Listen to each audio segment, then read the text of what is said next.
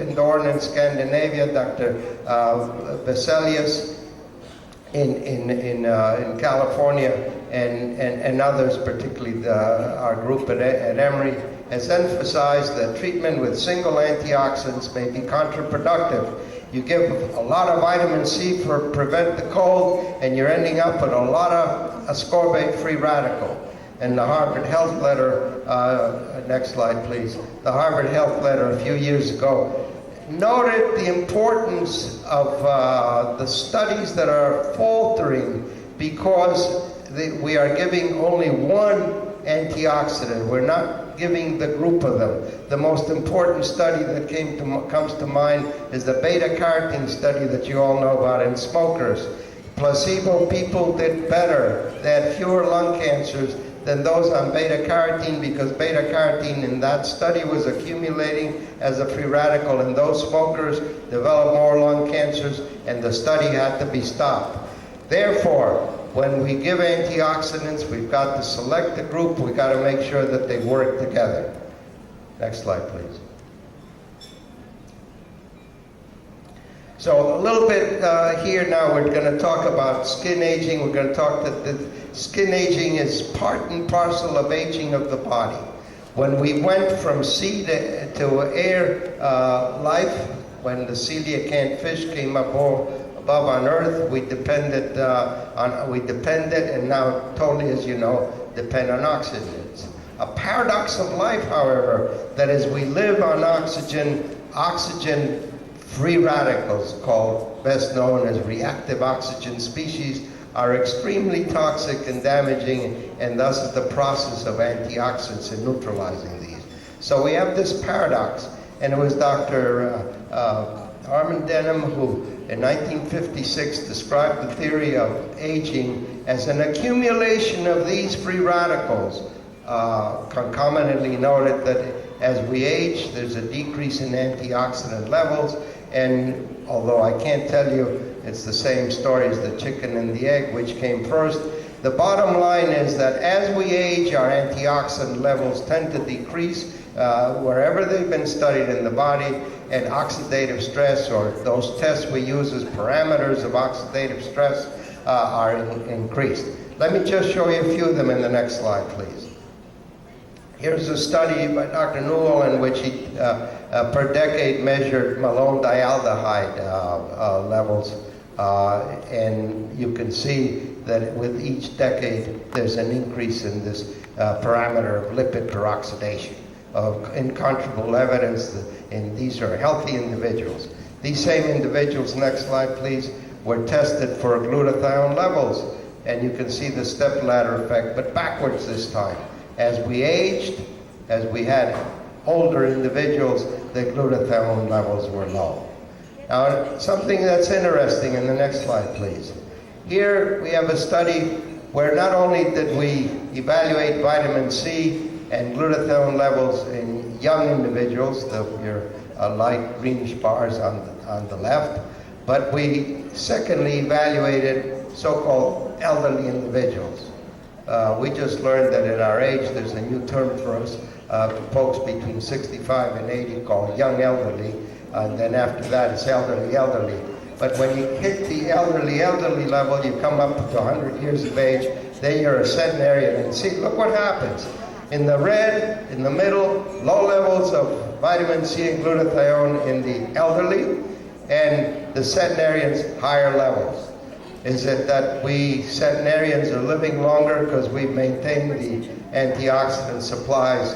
Well, of course, there's maybe conflict of interest, but I would say that these individuals, and there's few studies now to show it from the University of Louisville, definitely show that centenarians have higher levels of glutathione, higher levels of antioxidant protection. The next slide comes from Rondinelli. Rondinelli studied glutathione peroxidase, our most important antioxidant enzyme, and one that is being used now more as a diagnostic test for oxidative stress, whether you do it in red blood cells or other parameters. Glutathione peroxidase is a vital enzyme, and low levels are being detected and shown in individuals on oxidative stress. But here in Rondinelli's slide, you see that the levels to the left bar, the reddish bar, are much higher than those in the middle bar, which are your elderly. And Rondinelli took then his 10 eldest patients, which were over 90 years of age, and you could see that their levels of glutathione peroxidase were higher. Just another one of many studies in the literature to emphasize my point of the low levels of antioxidants as we age, with the exception of those of us who are fortunate to reach centenarian age. Next slide, please. University of Louisville has, if you want some excellent references, epidemiologic studies and biologic studies with animals in maintaining and enhancing longevity. Here is the university that's done tremendous work. One of the slides I've made from them that I like is this mosquito slide, Aedes aegypti mosquito, which of course we would not like to see alive. We'd like to kill all of them. But in their lab in Louisville, I guess it's pretty safe. They don't have yellow fever there. They just have horse fever there in Louisville. And they were able to feed these Aedes aegypti glutathione, and their lifespan went up from 29 to 41 days. When they depleted them of glutathione and obviously other experiments, the animals died earlier than 29 and 21 days, so that we know that glutathione is so important in the longevity process. Next slide, please. Now we talk about the same phenomenon exists in the skin. No different than any other organ, obviously.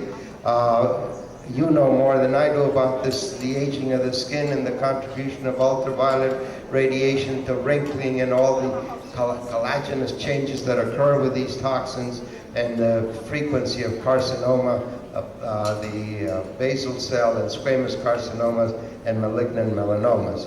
But what message we can deliver here again is the use of the antioxidants, next slide please, to enhance the antioxidant system that exists in our body.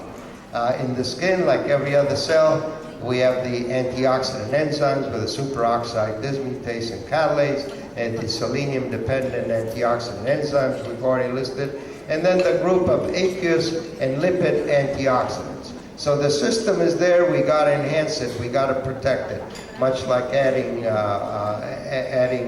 cash to our savings account. We got to make sure we're on the plus side of that balance of power that we discussed. Next slide, please. Dr. Puglisi tells us, and you know better than we do about this also, that if you expose the skin to ultraviolet radiation, antioxidant levels go down, but a few hours later they go up again. If you do this repeatedly, you can see the same phenomenon. But if you continue to do this on a more chronic basis, the antioxidant enzymes do not come up, and we begin to see the damages caused by ultraviolet radiation. So the idea here is to maintain that system, much like we maintain our savings accounts. Next slide, please. And here are a couple examples in support of my tenets. Number one, the group at University of Vanderbilt has shown that both in the dermis and the epidermis, the antioxidant levels are lower than in healthy younger skin. And this is both for chronoaging as it is for photoaging, photo-damaged skin. So ultraviolet radiation and the aging system, as we grow older, both suffer and have the changes that are ascribed to ultraviolet radiation. The next slide, please.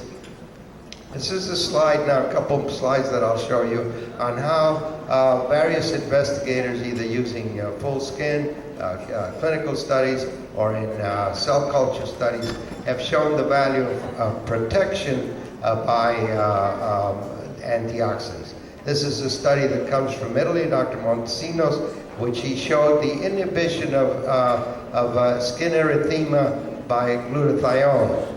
On the left, you see the glutathione level of protection, and on the right, a much higher level, because in this case, he placed the glutathione in a protective liposome.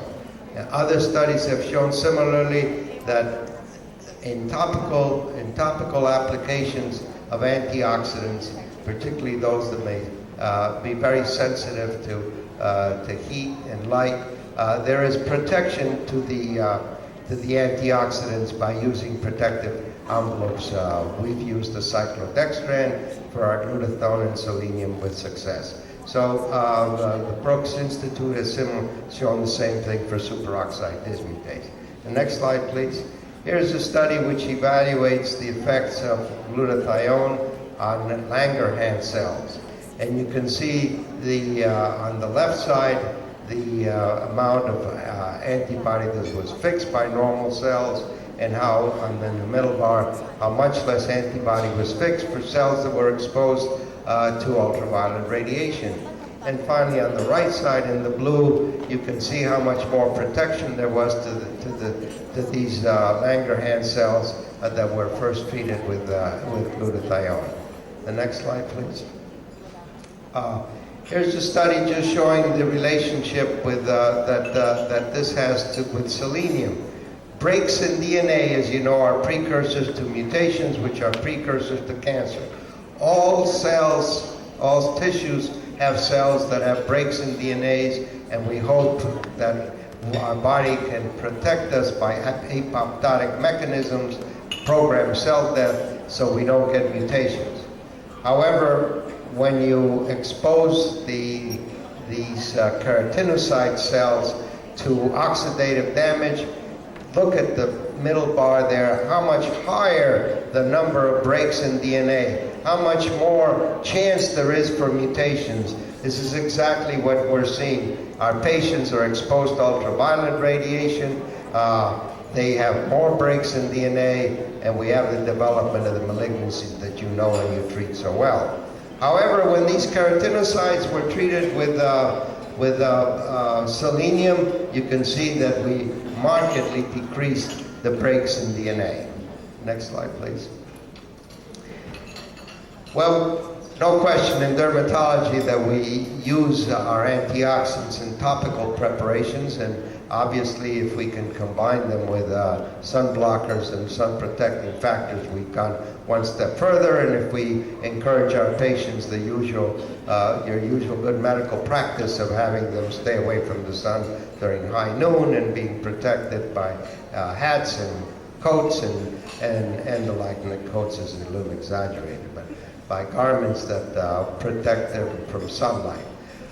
We now are beginning to see that much like in the rest of the body, where we replete the antioxidants by the oral administration of antioxidants, we're getting a few studies reported in the literature. Here's one by Cesarini that showed marked improvement in the 6 parameters of skin health that he measured in individuals whom received oral antioxidants.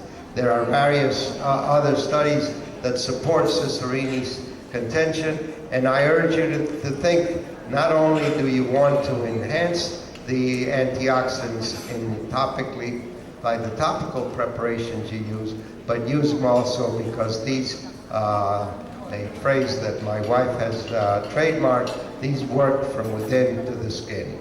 Next slide, please. One condition that you see often